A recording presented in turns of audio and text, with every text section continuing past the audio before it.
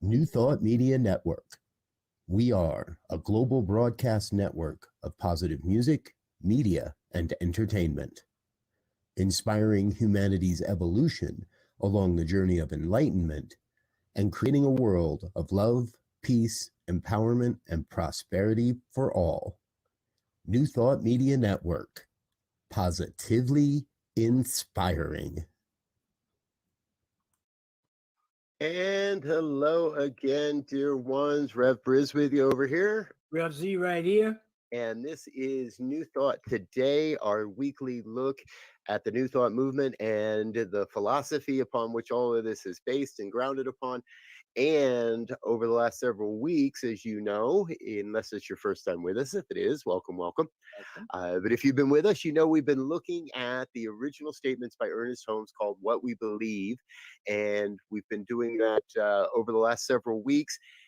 And last week we kind of did our wrap up. So this week we wanted to bring in a special guest and chat more and get more on the real life applications, how this stuff really works, and not just in the theory. So we are very, very excited. Rev Jersey Girl's with us here in the house today. Hello, dear one. How are you? Good. How are you? Very well. Thank you. Thank you. Good to see you. Welcome back to the program. Thank you. Good to be here again. I love the station. Oh, thank you. All right. So, folks, here's where we're at. What we've been looking at, and I want to give us a real quick overview here. Get ready. Here we go in a minute or less, right? We believe in God, the living spirit almighty, one indestructible, absolute, and self-existing cause. We believe this one manifests itself in and through all creation, but is not absorbed by its creation. That the manifest universe is the body of God. It is the logical and necessary outcoming of the infinite self-knowingness of God. And we believe in the incarnation of spirit in every person, and that all people are incarnations of God. Z, tag, you're it. Woo! We believe in the eternal, the immortality, and the continuation of life of the individual soul. I couldn't see that because of the logo of the individual soul forever and ever expanding. We believe that heaven is within us and that we experience it to the degree that we become conscious of it. We believe the ultimate goal of life to be a complete emancipation from all discord of every nature, and that this goal is sure to be obtained by all. Rev Jersey. We believe in the unity of all life, and that the highest God and the innermost God is one God. We believe that God is personal to all who feel this indwelling presence. We believe in the direct revelation of truth through the intuitive and spiritual nature of the individual, and that any person may become a revealer of truth who lives in close contact with the indwelling God. We believe that the universal spirit, which is God, operates through a universal mind, which is the law of God, and that we are surrounded by this creative mind, which receives the direct impress of our thoughts and acts upon it. We believe in the healing of the sick through the power of this mind. We believe in the control of conditions through the power of this mind. Rev Z? We believe in the eternal goodness, the eternal loving kindness, and the eternal givingness of life to all. We believe in our own soul, our own spirit, and our own destiny, for we understand that the life of each of us is God. So that's a mouthful. And as we've been doing over the last several weeks, we've really kind of been digging into, hey, how do these different aspects show up in our lives? And before the program started, we were kind of talking that Rev Jersey Girl, you've got a little bit of a different upbringing in religious science and in the organizational aspects of this philosophy. Z and I traveled a little bit more similar of a path, but we were kind of tracing when they intersected and how we got to know each other. And what I was thinking was, and no matter what, this is something we've all shared. This is a constant. And I guess I come into every relationship, if you say you're from around New Thought or religious science specifically, I just kind of come into the conversation recognizing you were probably taught these statements, and I would trust that they've been alive in your life ever since you've heard them. So we would have just dig in. How did you first come to know these statements? Well, the thing I want to share real quick, if you don't mind, in listening, I have a visceral memory, of a visceral recall, because any installation, any ordination, any any high sacred ritual, the installation of practitioners that I have ever participated in began with the reading of these principles. And if I told you I would have been part of something like this in my 20s, 30s, or 40s, I would have gone, get out of here. But in listening to, I started to get emotional because they hold in them a visceral memory of sacred times, and so they're beautiful. And for you're asking me when was the first time. I'm not so sure if I can recall, but I can remember times. And then I've been asked to read them at many ceremonies over the years. I've been invited to many different ceremonies, and I've had the good fortune to be asked to be the one to read this. And I think for some, that some people might think, oh, what's the big deal to read them? Well, when you really read them, and you read them from the place it was, it's like, when someone tries to replicate Martin Luther King Jr. saying, I have a dream. To me, they live in me in that way. So I don't know exactly when, but I know that there's a thread of joy and connection that I feel because of these, and I'm always proud to read them. And every once in a while in a ceremony, I'll look at them and go, oh, they're pretty long. I'm like, nope, nope. This is what they are. This is, So anyway, I just wanted to share my experience that I had even as we were reading them, because I started to get a little emotional about it, because those were always high sacred moments for me. Yeah. Gotcha. Good. Thank you. Yeah. Z, how about you? Any real recollection of when these first grabbed you? Yeah, there was the beloved Dr. Marjorie Storm at Mile High, and she was a pioneer in the movement, and she remembered those things by heart. She could read all 10 of them word for word, comma, period, by heart, and the energy and the reverence that she gave to them. I remember the first time I was at a program at Mile High, and she did that out at, just her voice and her presence was just like, you see those commercials. They used to have this commercial where you're driving a car and they had these great speakers and you go like, that's how I felt. Like just boom, it was coming at me. But for me, coming from an Islamic background and listening to those beliefs, they were very reminiscent of the beliefs that I held in Islam for me. And so I was overwhelmed, and I said, okay, I need to know more about this. And so that's what I did. Beautiful. Nice. Yeah. I'm much with Michelle. It was always the ordinations and the installations and the ceremonies and the community where I've found this philosophy. was very focused on making sure we understood the history. Hmm. And so while these statements weren't always en masse shared completely, oftentimes one or more would be shared in a talk or in a lesson or somewhere or in a conference in some way.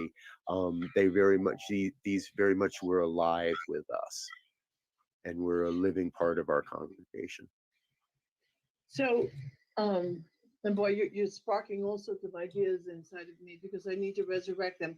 I mean, COVID has been an interruption of many things. And so in my community, we do love ceremony and ritual.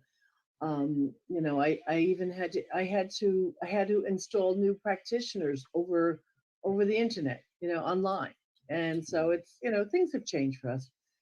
So you're sparking ideas about how to bring them alive again in me. And I want to ask a question. I want to answer a question you didn't ask yet. You asked it before we came on. We came live. You asked me about if one of them or more of them is alive in me, and you might not. I might be oversimplifying the process, so I don't mean to. But here, this is my new toy. But this is what for me makes the difference of whether or not you can benefit or not from these principles. And this is it.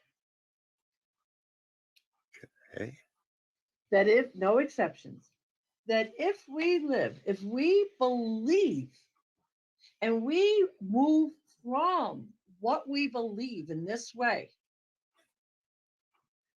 and we have no exceptions, if we don't say, oh yeah, but only if, not when, and we leave out the exceptions and we act from, think about it, take any one of them. We believe in the unity of all life, that the highest God and the innermost God is one God. This statement is huge. It's huge. If it doesn't move you off your seat. Now, and I appreciate not everybody likes the word God. I get that. And I want to hold the space for people who don't resonate with that term. So let's do it this way. If we believe in the unity of all life, that the highest expression of love and the innermost expression of love is one love. Okay, even that, I can live with that. And you can replace that with anything else. And in my very humble and somewhat experienced opinion at this point after many years, they get reduced and we lose their power because we think we have found exceptions. But with the practice of no exception, then they come alive. Yeah, that's interesting because especially I think it's highlighted more now. I think it's always been around, this idea of looking for shortcuts. And sometimes in my mind, looking for exceptions mean looking for a shortcut. And in actuality, there is no shortcut. You can create an environment that will enhance the growth of a specific thing or a specific embodiment of an idea or concept, but it's not shortcutted. You just gave it more fertile ground to grow than previously, or someone else maybe. And so when we begin to take these ideas seriously and begin to try to activate them in our lives, well, what does it mean? The innermost God and the highest God are one God. What does that mean? And not in a theoretical sense, but what does it mean to me? Right. Because then I can begin to articulate that in a way and exhibit that in a way that it becomes a living example and becomes clear to anyone who wants to know what that means when I make that statement. No exceptions isn't easy. No. Or many find that it isn't easy, right? Because No, it's no, you can say it's not easy. It's easy. It's not even easy for the devout. true. And the more devout you are, the more difficult it is because, I'm, we can, I probably am seen as a complicated individual. And depending on where you know me from, you can know me as a total screw up. You can know me as a pretty serious teacher. You can know me as, a touchy feely, huggy kissy, that kind of minister, or someone who's going to hold your feet to the fire. But running through all those things is now in my life is that absolute thread of faith and conviction that no matter what it's called, Mhm. that when I look at you, I am looking at the presence of God. For me, it's God. I Right. am looking in your eyes, both of you, and when I act from that place, I'll behave from that place, and I would, and as I value that, as these statements are asking us to do, as I value these statements, I'm going to treat you in a way, in the highest. I'll treat you as sacred, in the only way that I want to live with. Mm. Because at the end of my day, I want to know that I've done no harm. And if I'm living from these statements, that's how it's going to show up. You know, many years ago, my third son, I had him as a single mom. I was like 39 or 40 when I had him. I forget. I think I just turned 40. And he was precious. He was a child of the teaching, right? And I I knew that it wasn't easy. I opened a church. I was running I founded this new place. I mean, I was teaching 2 or 3 nights a week. I was working my butt off. And I had this child, and I wanted to make sure though that he would never question my devotion to him. Mm. And so I remember one day having this conscious thought because we talk about finding the inner guru, like treating each other like you are the next coming, right? If Right. I treat you as the next Buddha, or you know, in that way, I'm going to treat you in a certain way. So I remember on this particular day taking him to a sushi restaurant and sitting down with him, and he loves sushi. So we ordered this food. And I remember consciously on that day serving him like he was the beloved. And the experience, I have no idea what experience he had. He was little, he was 5 or 6, but I was having an experience of the sacred and I was experiencing the beloved because I carried that into that meal and into that conversation. So when I say that we believe that the kingdom of heaven is within us and that we experience the kingdom to the degree that we become conscious of it, and I act from that, I am calling for that experience inside of me. And I don't wait for anything outside. I don't wait for the Republicans or the Democrats or the whatever. Mm. I walk in it, right? You can tell I'm kind of Passionate. passionate around this subject Quite all right. because the I question love is, it. who am I being? Who am I being? Yeah. Well, and that's the beauty of belief statements as I see them, because we can say that we believe anything, right? But if Yeah. you actually believe something and you embody and act from that belief, it's evident. Mm. There's an energy, there's an emotion, there's a magnetism, there's a expertiseness, making up a word here, that you do things from when you're in that kind of a space. And and and you can tell. No one has to say anything, no one has to explain anything. It's just a, as they say in the old days, it's just a vibe that you walk into and you feel that vibe and you say, ooh, there's something going on in here. I'm not sure what it is or what, but I know for sure it is here and it is affecting me. And so when we believe something, it makes life a little bit easier, I believe, because it gives us a frame of reference to operate from. It gives us a point of reference to to compare things or bounce things off or to measure them from, if you will. And since we know it's all God, even if I bump up against a belief that's a little more expanded than mine, I'm open to the idea, as Ernest would say, to be open at the top, that I need to expand my belief. I need to expand my awareness to incorporate these new points of view, these new discoveries, these new things of interest that I have not been exposed to previously. Right. And I think there is a way that we also have to look at that, kind of taking the backward route to and tracing everything back. When I'm presented with somebody that believes that is obviously sharing racist or misogynistic beliefs, things that I obviously know to be false, to be misuse of the law, that I know are not in the highest.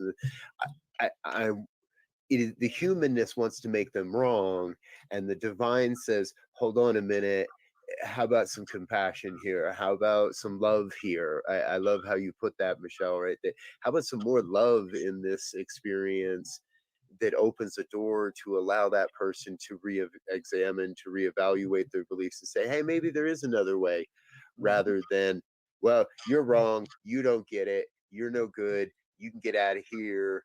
And then that person's left like, wait a minute. So let's talk about, well, I don't really have a disclaimer, but I wish I had a disclaimer right about now, because someone's about to be annoyed by what I'm gonna say. So here we are in a time with the pandemic, and due to survival, we've had to make some really rough decisions, and a lot of people, not only there's been the sick, there's been those who have lost their life, there have been people who have lost their business, right? So the impact is huge. It's huge.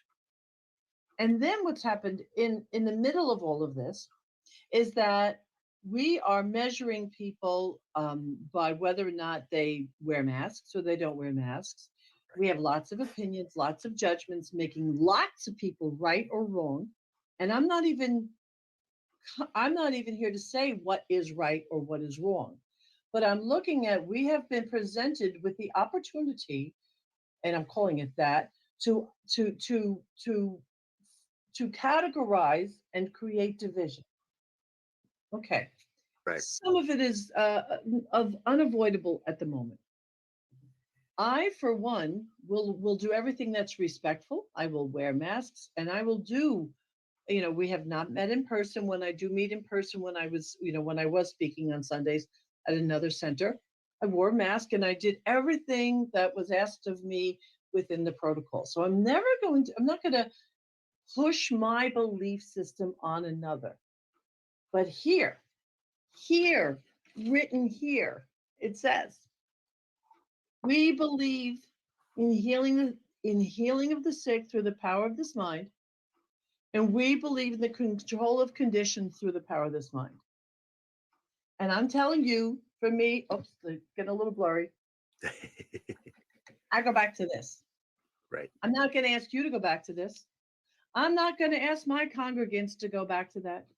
I'm not going to ask my congregants to walk around without a mask. I'm not going to do that. But I'm telling you that I walk in that consciousness. Right. And it's interesting how many people will have critiqued my opinion about, well, I'm not going to get the vaccine. Okay, I'm not asking you not to get the vaccine. Can you leave me alone in my world? Because in my world, with no exceptions, I believe in the healing of the sick through the power of the prayer, through the power of mind, and the healing of conditions. And that's why I believe in practitioners. I think practitioners should be elevated to the most holy and sacred role of this movement, and we haven't done that. But I'm doing it because I believe what Ernest Holmes said. I believe it. And I've proved it out in my life in so many ways. So how practical is that for some of you? I don't know. Because you can't outprove your consciousness. That's the thing. Right. Right. You have to have developed it. I don't particularly like being put into a category because I believe in prayer. in God, in wholeness. I am. I get people try to, but I walk this path. I walk this path absolutely. I'm very passionate about it, as you can tell. Oh my. Well, that's good because that passion is necessary, right? If I come to this, and Z, you sort of spoke to this earlier, if I come to this with yeah, whatever kind of attitude, yeah, I sort of believe that, and accept this guy, right? And ask yourself, folks, right? If you're listening along, I know I do it, and where do you find yourself saying, well, except? Where are the exceptions that that I think we're doing a good job of saying, we got to call those out and say no more, no more exceptions. Sorry. And if you want to have your exceptions, that's fine. I mean, because like you say, we all have them. But just know when the thing does not work the way it is described to be working, know that that exception you made might just be the cause, right? So we have to understand that because we're all growing into this life, these ideas, these concepts, and sometimes there's a saying that goes something like, Lord, I know my belief, but help me in my unbelief. And it's that unbelief part that we're struggling with. And when we have that, the thing is not going to act, it's like having a car and I don't believe in gas. Well, if I got a gas car, it ain't going to go. And so we have that same kind of idea and parallel, if you will, in life and spirituality and growth. So, and here's the thing, Z, exactly in what you're saying. And I've heard people over the years say this. They say, "Oh, it doesn't work." Well, the I in that it is me. If it's not working, I'm not working it. If it's not working, it's my belief. It's not my not being in alignment with life itself. It's my questioning, my doubt, my fear. That's what it is. And you know what? That's okay. Yeah. Have I been sick? Yep, I've had happen. Have I had bronchitis? Yep, I've had bronchitis. Have I had to have antibiotics? Yep, I have. Have I broken a leg? Yep, I broke my leg. I've had these things happen. But I'm not going to find fault and denigrate myself. I'm going to do what I have to do because as Ernest Holmes also said, God is in the prayer and God is in the pill. Yep. But the more I align, I find the less I need to reach outside myself. And and the interesting part about that, because sometimes people get it misconstrued and they want to add some judgment kind of, and there is no judgment in this. It's just, it is what it is. Right. So that's right. So that's there's right. there's no judgment. So there's no putting down or standing on some pedestal.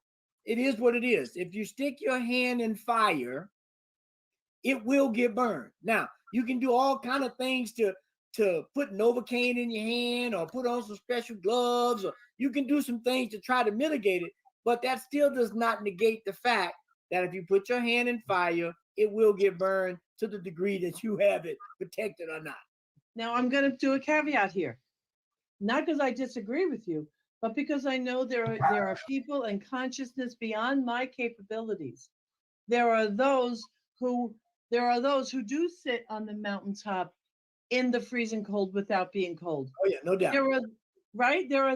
Those people exist. It's just not me. And I don't know that I want to put the amount of time and effort it would put into to not burn by the fire. I'd rather, for me, avoid the fire. That is a physical, scientific thing that is the edge of my consciousness. And I'm like, I don't want to test it. Matter of fact, I was a cook for years. I hate getting burned. So you picked on the perfect analogy. Well, and that's interesting when you said that. This idea popped in my mind. There's I forget the book. There's a book by Lynn McTaggart who has this book about the field, and she talked about there's a brotherhood of monks who one of their trainings is to take wet saris and wrap themselves in it outside and drive them by their meditation and their focus. So like you said, there are people who have demonstrated the belief of these things thoroughly by doing things like that.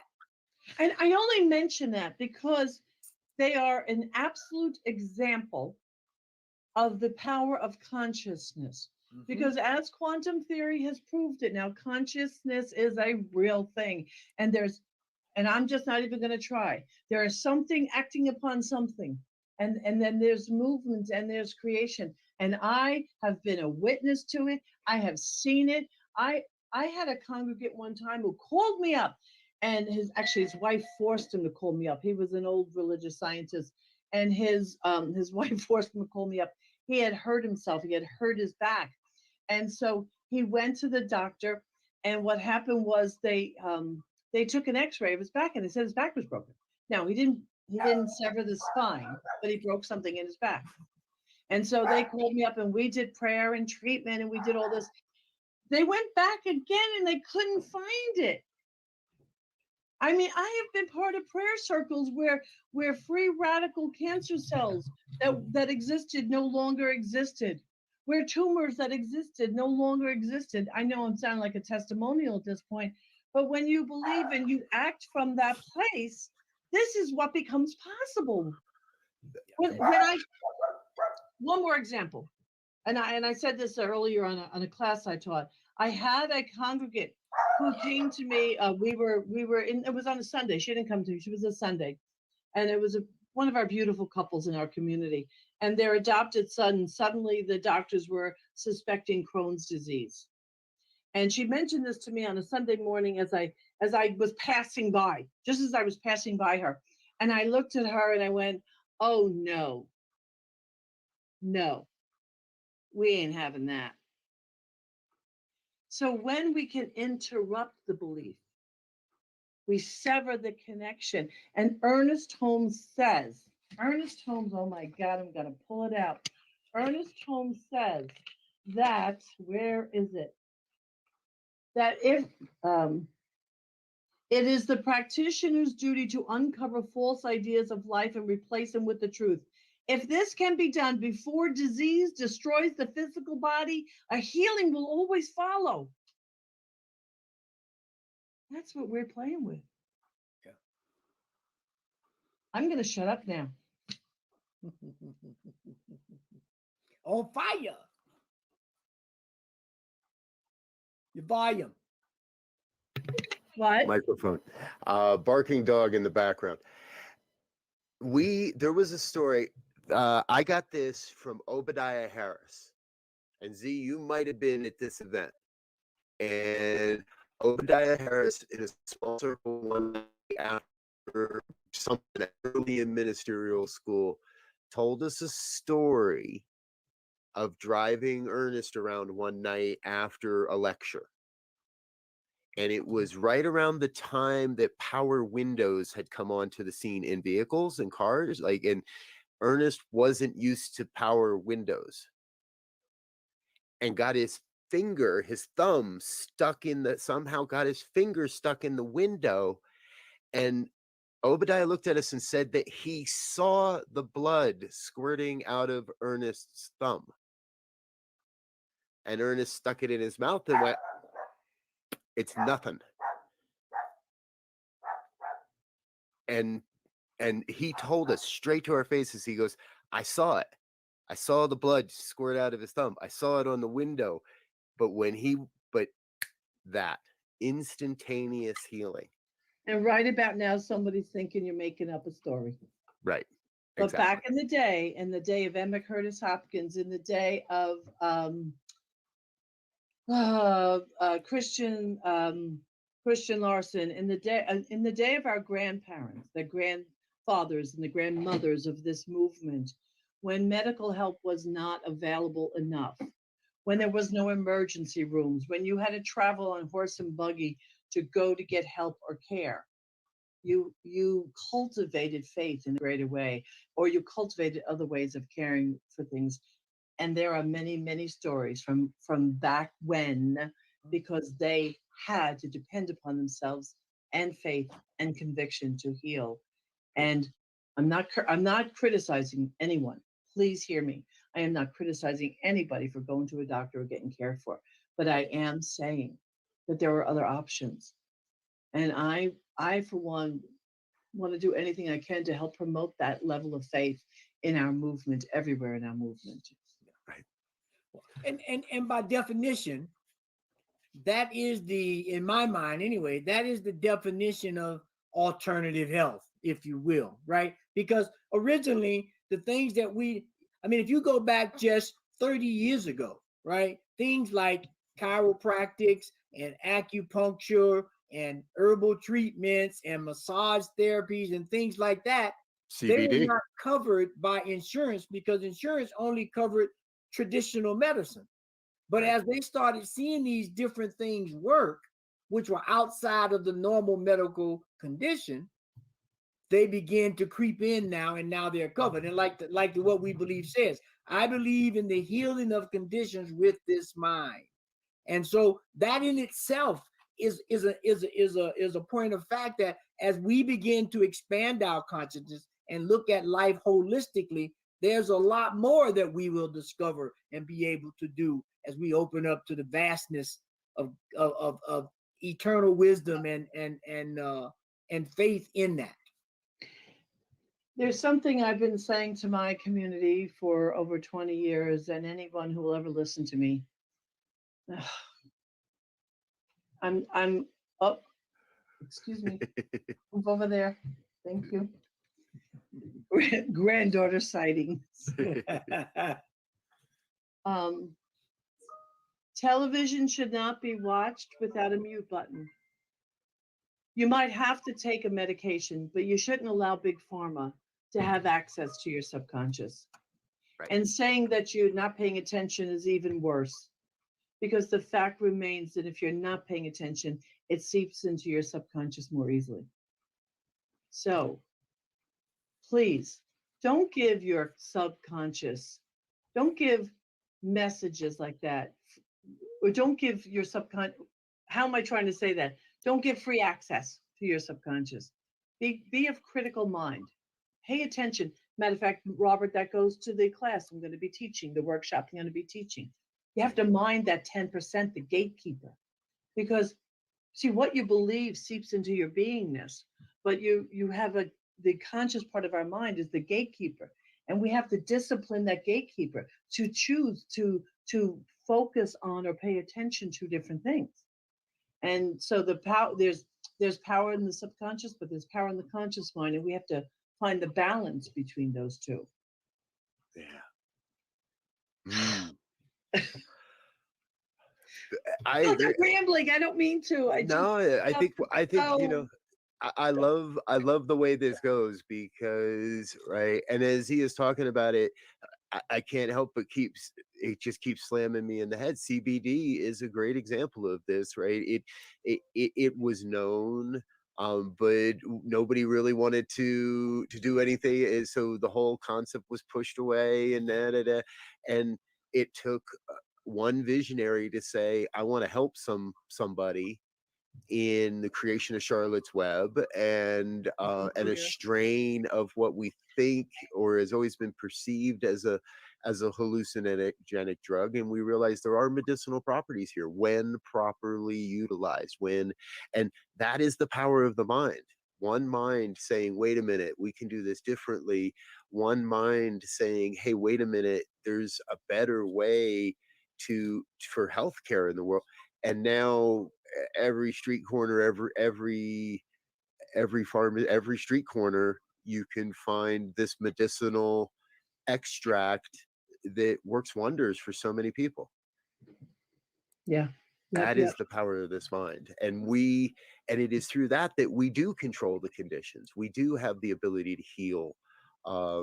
So it is, we come back to that, right? Ernest said it, and Michelle, you said it earlier, the cure is in the pill and the prayer. Mm-hmm. Sometimes the prayer is more than enough to say, we're good. I got it. I'm all right.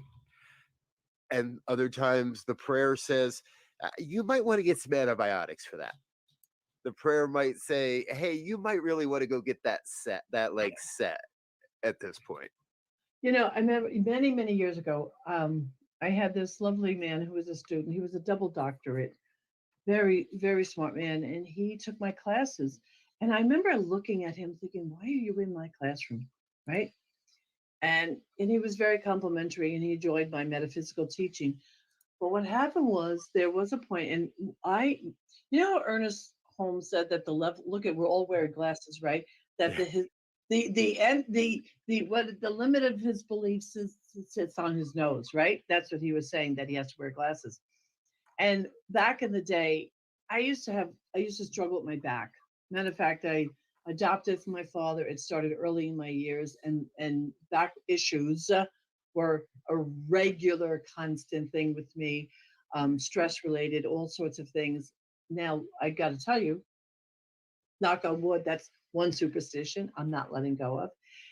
It doesn't happen anymore. However, what happened was there was a point my back had gone out so bad, and I was still going to work, and on Sundays I would speak. And there was a couple of Sundays where I showed up with this handmade carved cane. It was beautiful, and I would walk in, and I was totally like leaning over to the side. And he questioned me one time, and he said, "How can you stand there in front of everybody with your back like that?" Because he was in judgment that I was having a limited experience. Mm. And that's one thing I will not do. I will never do. I'm going to bless anyone who wants to get there, go to the doctor, anyone who wants to get the vaccine. I'm going to respect and meet everybody. And you said it compassionately all the time. I'm not going to sit here finding fault, because then that judgment of that fault lives inside of me, and it denigrates my wholeness. Right? Yeah. So when we live in right relationship with life, and right relationship is how we respect each other, every human. When we live in right relationship with Mother Earth, when we live in right relationship with in our service for humankind, all that aligning in right, and that's a term I picked up from Alberto Viodo, in the some of the shamanic studies I've had. Right relationship is a beautiful concept, and it's that synchronicity, right? It's that place where we synchronize with the beauty of life. And so when we do that, life unfolds for us more easily, more gracefully. And the whole idea of right relationship, another way of describing it is being in alignment. When I have my light bulb in the right relationship to the switch, in right relationship to the bill being paid, when I flip it on, I get light, right? And so it's just that simple. Sometimes we have to break these things down into common terms or common experiences or metaphors or whatever it is, for people to be able to see themselves inside of it. Because I know for me, for a long time, people would give all these great things, but I couldn't see myself inside of it. But when it was broken down and given in a story or a metaphor or a parable or whatever it was that I could put myself in it, then right relationship, alignment, in the flow, however people want to call it, was easier to understand and to achieve, because I knew I had a reference point as to what to do. Right. This folks, this has been and we've still got some time left here, but before we want to give you a couple of little quick shout outs. Number one, if you're having a good time listening to this conversation, I think there's a couple more conversations around the New Thought Media Network you might enjoy. So let's give ourselves 40 seconds for a commercial break and share one of those things with you, and we'll be right back. Check it out. Thursdays, 10 a.m. Mountain Time, noon Eastern. A healthy dose of Jersey Girl wisdom.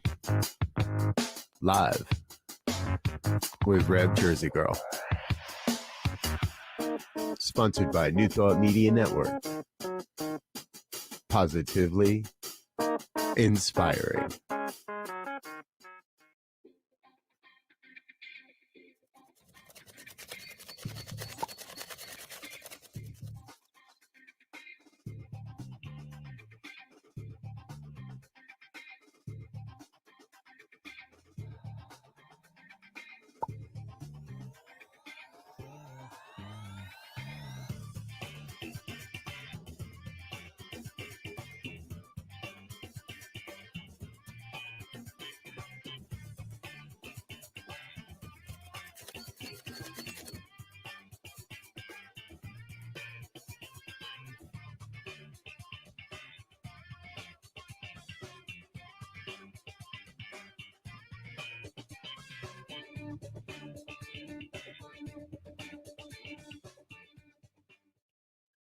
Alrighty, folks. Thanks and welcome back to New Thought Today here on the New Thought Media Network. Be sure to check out Rev Jersey Girl and Jersey Girl Wisdom on Thursdays here on the Met Network, and Rev Z over at the Center for Spiritual Living Denver on Sunday mornings. However, I'm pretty sure it's not you this week. I'm pretty sure it's me this week. Yes, it is you. So I'll be doing a guest spot and providing a wonderful message for Centers for Spiritual Living Denver this week, 10 a.m. Mountain Time here on the New Thought Media Network. And my topic is the infinite invisible. So come join us. It's going to be a good one. Okay. It's funny, when you talk about pure science of mind or pure Ernest Holmes, we were going with the global themes this year, and then what happened was we start the year every year with what the thing itself, what it does, right? And, that whole thing, the way it works, and how to use it. And we got so turned on, and my congregation got so engaged. We have decided to just keep going through the textbook. So I just did chapter 1, and next week we're starting on chapter 2, and we are literally going to peel through the textbook. And I'm going to make sure I bring this back out and bring this alive again. But the purity of the teaching, it's not very sexy, and it doesn't have all the stuff. But the fact remains, the power the three of us, because when you're in because you really believe this stuff, right? That's the pull. Yeah. And so I'm just very okay. Sorry about that. I'm just excited. I'm excited that we, with our congregation, to be going through the textbook and looking for every rich piece of it. And that's the thing. Ernest, one of the things I loved that Ernest said was he would give his lectures and talks, and he says, don't take my word. Go practice this stuff in the laboratory of your own life. Yep. That way you understand it, you can make reference points, and you can operate from that place, because you, as my father would always tell me, he says, I'm telling you what I know, not what I heard, because I have experienced this. I'm not giving you a theory. I'm not giving you a story. Not that they aren't useful, but at some point you can tell me all day how to swim. You can show me films and how to cut my hand and turn my head. But until I jump in the water and start experimenting with those techniques, I am never going to swim.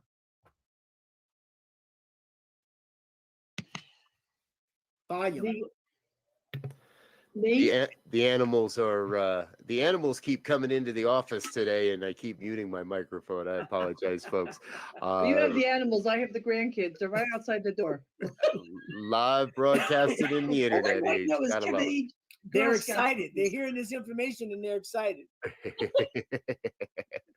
So, and yeah, we talk about this all the time, folks, right? It's easy in theory. This philosophy is actually pretty darn easy. It's the putting it into practice where, to me, is what makes life really, really fun. And I've said this again and again. If everybody was doing the same thing, if we were all perfect, if everybody was at the same experience point, life would be pretty boring. Yeah. But we're not. We all understand this at different ways and by different parables, by different experiences, by our own lived experience. And what we're doing is we're sort of bumping into each other and learning. Well, we said it earlier, right? Every real experience is about learning how to live with each other, how to get along in the midst of whatever's going on. So whatever's going on in your world, well, can you bring that back to one of these ideas, one of these places that says, hey, what I really believe is we are all one. What I really believe is that you have the capacity to be a divine expression of God. What I really believe is that the power of prayer does change the conditions and the experiences of my life. Yeah. Or the one praying to allow it. Yeah. And here's a new thought idea that's from I'll say it's from an Islamic source. There's a verse in the Quran that says God is Lord of all the worlds, not world, all the worlds. And so we have the world of medicine and insects and pets and space, and each one of those environments has its own set of laws that govern that hold true. Things that hold true in the world of ants do not necessarily hold true in the world of bees, but there are correspondence and there are parallels that you can get the same understanding, the same wisdom, the same guidance by understanding the worlds and how they work. And that's where that belief really begins to elevate across millennia, really, when you look at how these principles of belief are getting activated in our lives, in our environments, and in the whole cosmos. Right. Just as bumblebees shouldn't be able to fly. Yeah. Exactly. From our perception, from our limited perception and perspective, bumblebees should not be able to fly. And you could tell that to the bumblebees all day long. It's not going to change the reality of what's going on in that world, right? Yeah. Michelle, I think you had something you wanted to add here. I could feel it. Oh, but now you're on mute, dear one. I'm going to apologize to everybody. My grandchildren think that mi casa es su casa, and they are correct. And they weren't supposed to be here today. They're out in my living room, and I could hear them like going through. Like I have no idea what's going on out there. So I'm like a little bit distracted. But I'll tell you what. There's a lot of people like me out there with grandchildren and children, and the being a conscious being and raising children and helping to raise grandchildren is the greatest gift that we can give to this world if we watch for their consciousness developing. Yep. And I'm never going to teach them this stuff, and my family are not religious. They don't want any part of this. But if it's in my beingness and I approach them from my beingness, they're going to know who they are, and they're going to know who I am, and they're going to pick it up from that way. So, my call to action always to anyone listening is to really to be that presence with everyone, to be that presence. That's the greatest gift we can give to the world. Mm-hmm. You're going to learn by demonstration, by the example, so much more than the lecture, right? Absolutely. Yeah, absolutely. There's a poem that goes, I'd rather see a sermon than to hear one any day. I'd rather one walk with me than just to show the way. The eye is a better pupil and more willing than the ear. Advice may be misleading, but examples are always clear. And that's what we're trying to do. We're trying to give examples, not just give you words and all this other stuff, but give I'm jealous that you can remember that. I love that. I can't do that, but I love that. I had a lot of practice, believe me.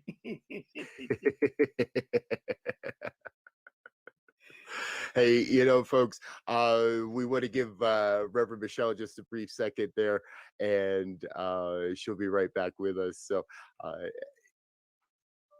Z, let's cast a vision for a moment here.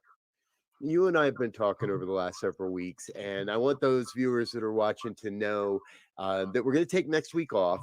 Yep. And the reason is simply business. Next week is the annual Centers for Spiritual Living convention. This year, every other year it's virtual. Every other year it's in person. This year it's virtual. Last year we had the convention right before everybody went into lockdown. This year it's virtual. And we're going to be at a business meeting during this time frame next week. So we're going to take the week off, let you kind of stew and ruminate inside of all of this and all this information. And then the Tuesday following